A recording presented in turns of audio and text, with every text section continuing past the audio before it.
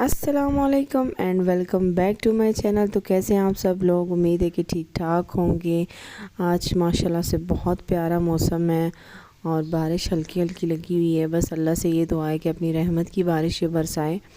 और उसके अलावा आप लोग सोच रहे होंगे कि अभी बड़ी ईद गुज़री है तो ये लोग जो गोभी बना रहे हैं, तो गोश्त खा खा के जी हम आ चुके हैं तंग, और अभी हम गोभी बना रहे हैं। और गोभी हम सब घर वालों को ही बहुत पसंद है। तो मैं जब भी गोभी बनाती हूँ ना, तो मैं इस तरह गोभी के बच्चों को पराठे बना के देती हूँ, बहुत ही शौक़ से खा लेते हैं। तो जी यहाँ पे मैं बनाई थी गोभी के पराठे। मैंने अपने लिए तो एक ही जितना 50 या 70 ग्राम्स का जो मैं आटा लेती हूँ, उसी को मैंने दो छोटे हिस्सों में तकसीम करके और उसकी दो छोटे वो पेड़े बना के, और उससे मैंने एक अपने लिए छोटा सा पराठा बना लिया था।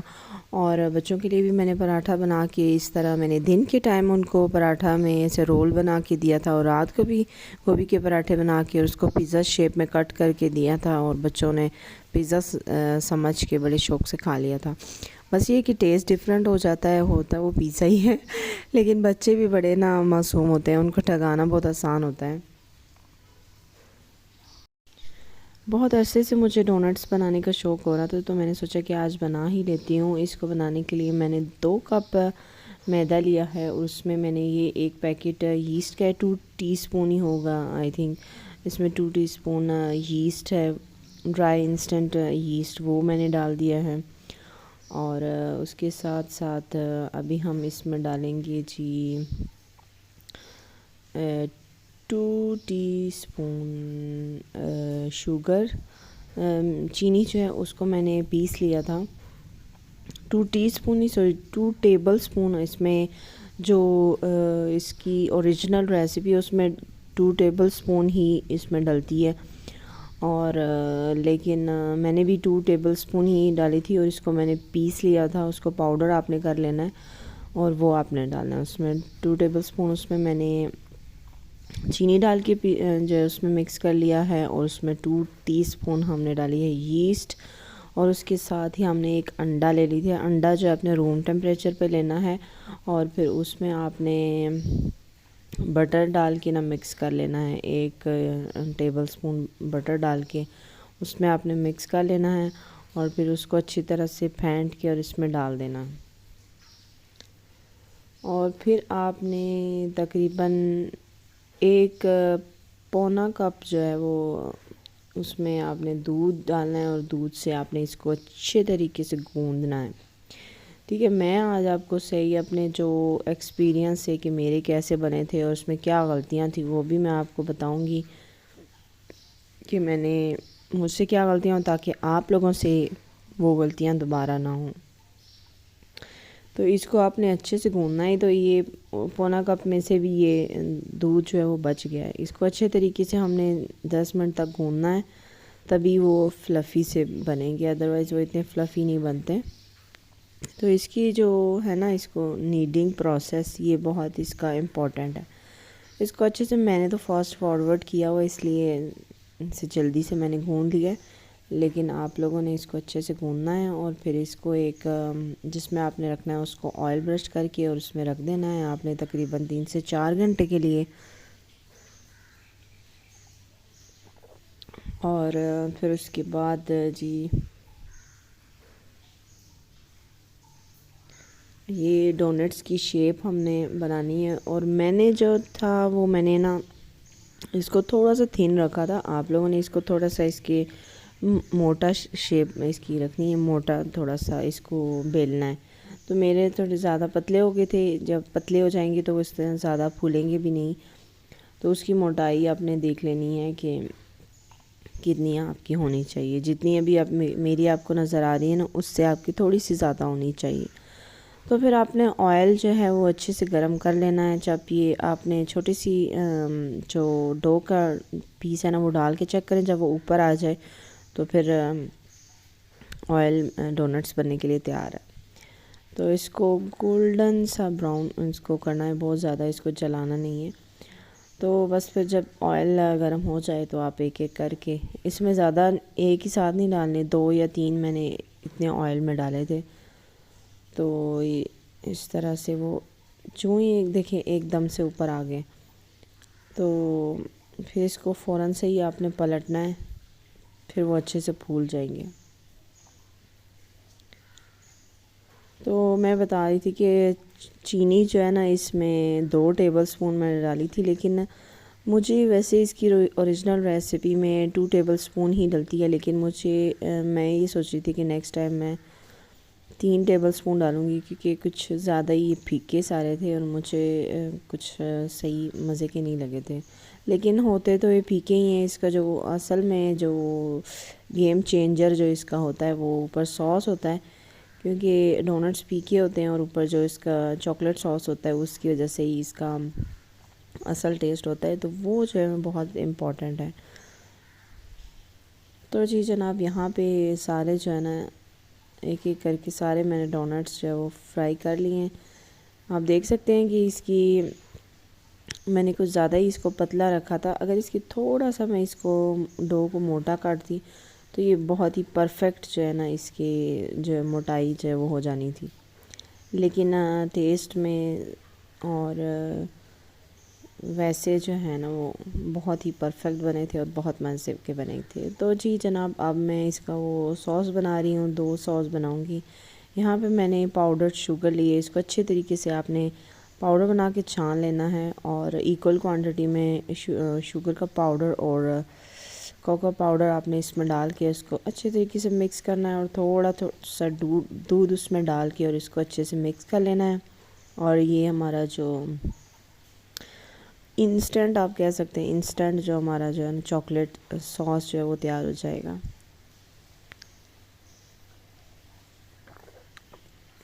साथ में मैं अपनी चाय भी इंजॉय कर रही हूँ, क्योंकि बहुत प्यारा मौसम हो रहा है। हल्की हल्की बारिश लगी हुई है, पंखे की भी ज़रूरत नहीं है। तो जी जनाब, यहाँ पे मैं चॉकलेट सॉस जो बना रही थी, चॉकलेट सॉस की तरफ आ जाते हैं। तो ये मैंने इंस्टेंट सा जो है ना चॉकलेट सॉस बना लिया था, क्योंकि बच्चों के लिए ही बना रही थी।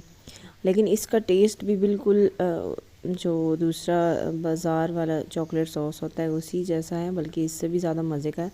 और नेक्स्ट मैंने जो शुगर पाउडर लिया था और उसमें थोड़ा सा मैंने दूध डाल के अच्छे से मिक्स कर लिया था। और ये हमारा जो दूसरा वाला सॉस बन रहा है, एक मैंने चॉकलेट सॉस बनाया था और एक इसमें भी पिंक फूड कलर डाल के इसको पिंक जो है वो बना लेंगे। बच्चों को बस कलरफुल सा ही जो है ना वो मज़े का लगता है। सिंपल उनको अगर डोनट्स बना के दे दें तो वो नहीं खाएंगे।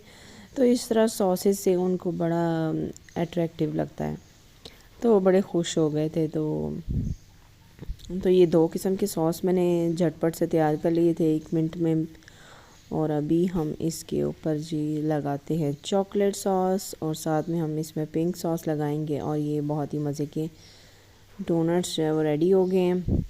तो इसको डोनट्स को मैं जो है बड़े अरसे से सोच रही थी बनाने का, लेकिन मैंने आज बना ही लिए। लेकिन ये बहुत मज़े का प्रोसेस है, बड़ा सेटिस्फाइंग लगता है डोनट्स को कट करना और इस तरह बनाना।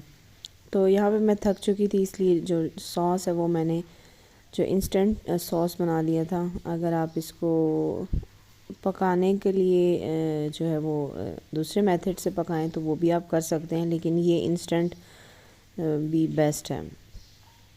और इसके ऊपर ग्लेज़ बनाने के लिए ये जो सॉस ऊपर मैंने लगा दी है, लेकिन ग्लेज़ जो है ना, आपने क्या करना है कि कंडेंस मिल्क आपके पास अगर पड़ा हुआ है तो उसमें आपने चम्मच से उसको चम्मच के साथ आपने इसके ऊपर ये कंडेंस मिल्क में डिप करनी है और ऊपर से इस तरह से ग्लेज़ बना लेना है। तो ये बिल्कुल जो है ना बाज़ार जैसे डोनट्स की लुक आएगी इसमें। तो जी जनाब, डोनट्स हमारे रेडी हैं। अब हमारे जो बच्चा पार्टी है वो आपको ट्राई करके बताएंगे और कमेंट्स अपने बताएंगे कि उनको कैसे लगे, क्योंकि बने ही उनके लिए हैं।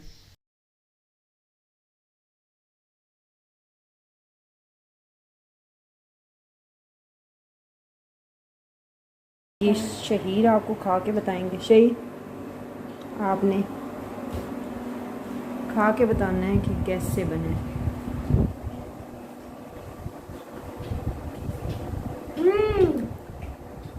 बिल्कुल रियल डोनट, मज़े के।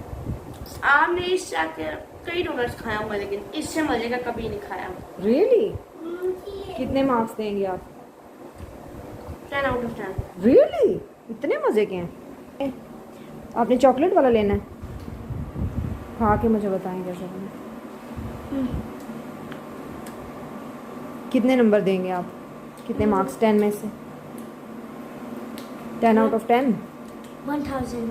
1000? बहुत मज़े के लगे हैं। चलें अभी शान आपने कौन सा लेना है? पिंक वाला लेना है या चॉकलेट वाला? चॉकलेट। ये वाला लेना है, पिंक वाला? नहीं, चॉकलेट। चॉकलेट वाला? है चॉकलेट। मुझे भी वैसे चॉकलेट वाला ही पसंद है। ज़्यादा ही मजेदार। चलें शान अभी टेस्ट करके बताएं मुझे।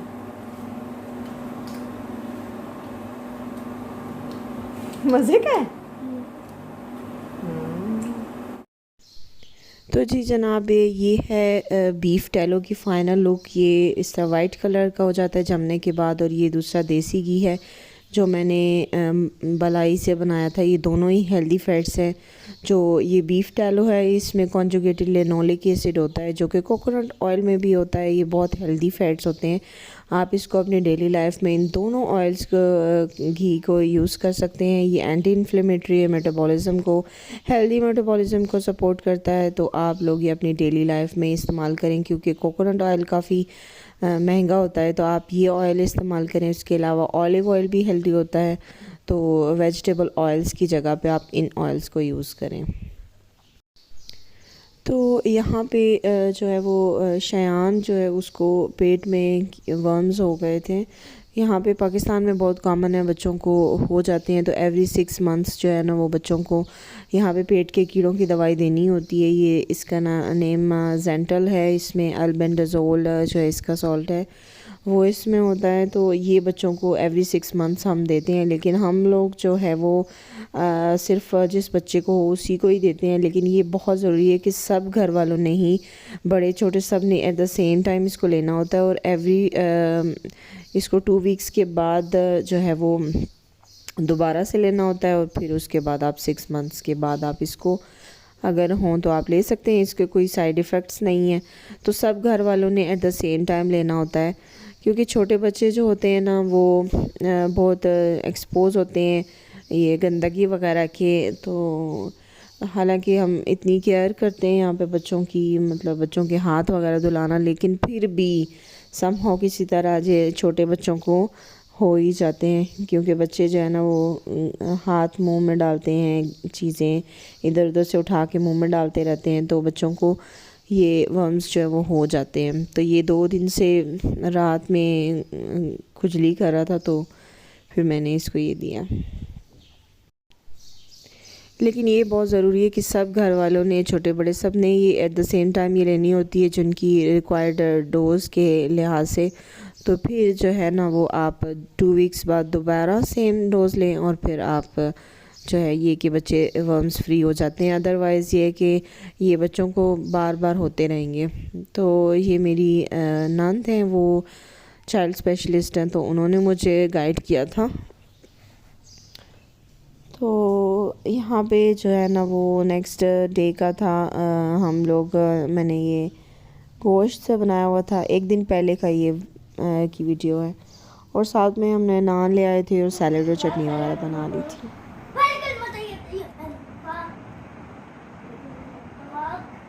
चलें शहीर, आप शुरू हो जाएं बेटा। शुरू करें। अभी कौन सा कलमा से शुरू करेंगे? 6 कलमा से शुरू करें। चलें, ऊंची आवाज़ में सुनाना मुझे। शियान बेटा लेट जाए ना आप भी। भाईजान को कलमा सुनाने थे।